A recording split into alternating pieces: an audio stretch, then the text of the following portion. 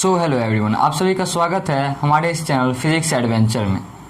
जैसा कि आप लोगों को पता है, हम लोग कंटिन्यू कर रहे हैं क्रैश कोर्स जो 12th बिहार बोर्ड वाले स्टूडेंट हैं उनके लिए। हमारा ये चैनल है फिजिक्स एडवेंचर, इस पे आपको फिजिक्स, केमिस्ट्री और मैथमेटिक्स का क्रैश कोर्स करवाया जा रहा है। जो भी स्टूडेंट 2021 में अपना इंटरमीडिएट का एग्ज़ाम देने वाले हैं उनके लिए। उसी का मैंने रे ऑप्टिक्स का जो लेक्चर है उसका 3rd वीडियो रिलीज कर चुका था पिछले कुछ दिनों में। आज जो लेक्चर है हमारा, ये लेक्चर है लेक्चर नंबर 4th, और इसमें हम लोग डिस्कस करने वाले हैं साइन कन्वेंशन के बारे में। किसके बारे में हम लोग डिस्कस करने वाले हैं? साइन कन्वेंशन के बारे में। ठीक है, हम देखेंगे चिन्ह परिपाटी क्या होता है। ये जो टॉपिक है ये बड़ा इंपॉर्टेंट है। जब आप पढ़ोगे मिरर फार्मूला, क्या पढ़ोगे? मिरर फार्मूला पढ़ोगे, तब आपको इस टॉपिक का इंपॉर्टेंस समझ में आएगा। और हमारा जो नेक्स्ट लेक्चर होगा वो होगा मिरर फार्मूले पे ही। उसमें हम लोग पढ़ेंगे मिरर फार्मूला और हम लोग कुछ देखेंगे क्वेश्चंस जो उनको क्लियर करते होंगे। ठीक है, तो जब भी आप पढ़ोगे मिरर फार्मूला तब आपको साइन कन्वेंशन का ज़रूरत पड़ेगा। और ऐसा नहीं है कि सिर्फ मिरर फार्मूले में ही साइन कन्वेंशन का ज़रूरत पड़ता है, और भी ऐसे बहुत सारी चीज़ हैं ऑप्टिक्स में जहां इसका ज़रूरत पड़ता है। ओवरऑल अगर बात करें तो पूरे ऑप्टिक्स में इसकी ज़रूरी है। इसे पढ़ना क्यों ज़रूरी है एक्चुअल में, वो समझे। देखो, हमारा जो स्फेरिकल मिरर होता है, गोलीय दर्पण होता है, उसमें कभी प्रतिबिंब सीधा बनता है तो कभी प्रतिबिंब उल्टा बनता है, कभी प्रतिबिंब दर्पण के सामने बनता है तो कभी प्रतिबिंब दर्पण के पीछे बनता है। बन तो आखिर प्रतिबिंब ही रहा है, लेकिन हर एक का पोजीशन क्या है? पोजीशन डिफरेंट है। तो उसी में अंतर स्पष्ट करने के लिए हम लोग एक कन्वेंशन का उपयोग करते हैं, एक चिन्ह परिपाटी का उपयोग करते हैं। उसी को हम लोग आज देखने वाले हैं। ठीक है, तो साइन कन्वेंशन पढ़ना क्यों जरूरी है आप लोगों ने समझा। गोलीय दर्पण में डिफरेंट पोजीशंस पे क्या बनते हैं? हमारा इमेज बनते हैं। उन्हीं में जो डिफरेंस होते हैं, जो अंतर होते हैं, उनको स्पष्ट करने के लिए हम लोग पढ़ते हैं क्या? चिन्ह परिपाटी को पढ़ते हैं। तो चलिए देखते हैं।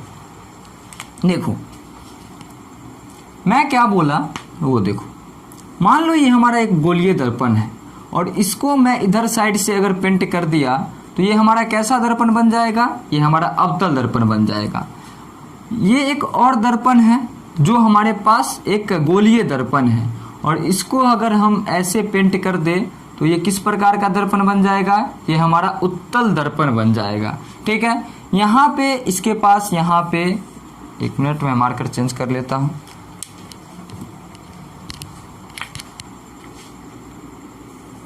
यहाँ पे ये इसका रहा प्रिंसिपल एक्सिस, प्रधान अक्ष। ये क्या हो जाएगा हमारा? ये हो जाएगा ध्रुव, और यहाँ पे कहीं इस पे सेंटर ऑफ कर्वेचर होगा। ठीक है, मैंने बोल दिया ये ए बी जो है हमारे पास, ये है एक अवतल दर्पण, और यहाँ भी ए बी क्या है? एक अवतल दर्पण है। इसके पास भी अपना एक प्रिंसिपल एक्सिस होगा, और ये इसका हो जाएगा पोल। क्या हो जाएगा? पोल हो जाएगा। साइन कन्वेंशन क्या होता है वो देखे। साइन कन्वेंशन क्या होता है वो देखे। अगर ये कोऑर्डिनेट ज्योमेट्री पढ़े होंगे आप लोग तो आप लोग देखे होंगे, अगर ये कोई कोऑर्डिनेट सिस्टम है तो ये होता है पॉजिटिव और ये होता है नेगेटिव, ये होता है पॉजिटिव, ये होता है नेगेटिव। सेम वही चीज़ यहाँ भी हम अप्लाई करने वाले हैं। ठीक है, देखो मैं बात करूँ अगर इस डायरेक्शन की, किसकी बात करूँ? इस डायरेक्शन की बात करूँ तो आप लोग कह सकते हैं ये जो डायरेक्शन है ये कैसा डायरेक्शन है? ये हमारा आपतित प्रकाश का डायरेक्शन है। क्यों? क्योंकि आपतित किरण जो होता है हमारा वो ऐसे आता है। ठीक है, मैं इसको बोल सकता हूँ ये जो डायरेक्शन है हमारा ये क्या है? आपतित प्रकाश की दिशा। इसको बोल सकता हूं आपतित प्रकाश की दिशा। ठीक है, आपतित प्रकाश का क्या है? डायरेक्शन है। अगर मैं बात करूं यहां पर इस डायरेक्शन की, किस डायरेक्शन की? इस डायरेक्शन की, तो हम इसे बोल सकते हैं ये हमारे पास आपतित प्रकाश का दिशा था, तो इसको हम बोल सकते हैं ये आपतित प्रकाश का विपरीत दिशा है। बिल्कुल बोल सकते हैं। ये हो जाएगा हमारे पास आपतित प्रकाश का विपरीत दिशा। क्या हो जाएगा? विपरीत दिशा। देखो साइन कन्वेंशन जो है हमारा, साइन कन्वेंशन जो है हमारा वो किस प्रकार से काम करता है वो देखो। आपतित प्रकाश का जो दिशा होता है उसे हम लोग लेते हैं पॉजिटिव, मतलब ये जो हमारा डायरेक्शन है, जहाँ से हमारा इंसिडेंस रे जो होता है वो आता है किसी मिरर पे स्ट्राइक करता है, उस वाले डायरेक्शन को हम क्या लेते हैं, पॉजिटिव लेते हैं। और आपतित प्रकाश का जो विपरीत दिशा होता है उसको हम लोग निगेटिव लेते हैं। दर्पण से ऊपर हम लोग पॉजिटिव लेते हैं और दर्पण से नीचे हम लोग निगेटिव लेते हैं। जैसे हमारे पास ये कोऑर्डिनेट सिस्टम कोई है तो यहाँ पर मैं पॉजिटिव लेता हूँ, यहाँ निगेटिव, यहाँ भी पॉजिटिव और यहाँ भी निगेटिव। उसी प्रकार से अब बोलोगे सर यहाँ निगेटिव ले रहे हो आप और यहाँ तो आप पॉजिटिव दे रहे हो।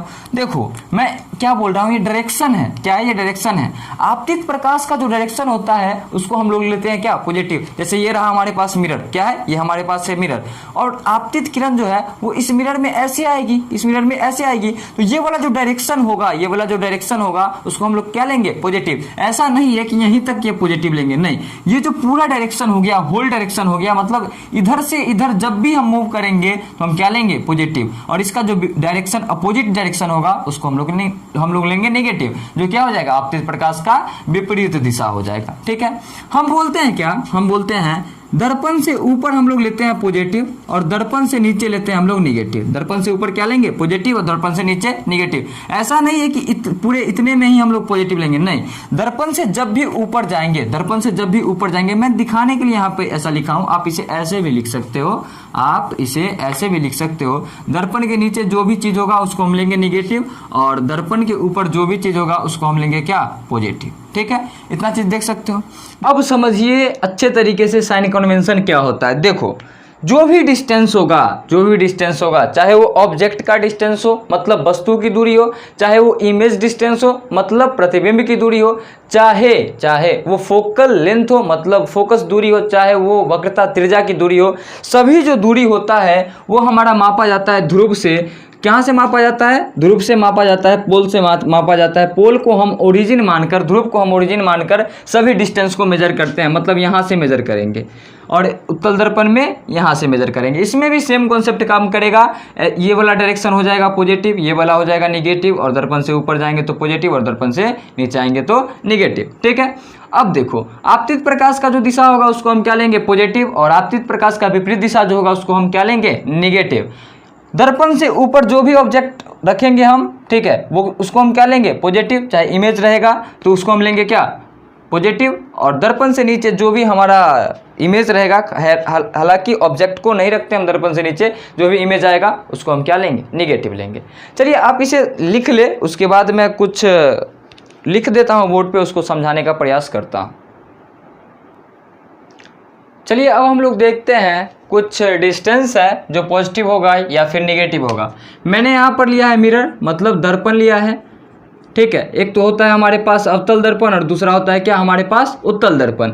देखो, जब अवतल दर्पण होगा तो उसका जो वस्तु की दूरी होगा वो पॉजिटिव होगा या निगेटिव। जो उत्तल दर्पण होगा उसका जो हमारा ऑब्जेक्ट डिस्टेंस होगा वो पॉजिटिव होगा या फिर निगेटिव, उसे हम लोग देखते हैं।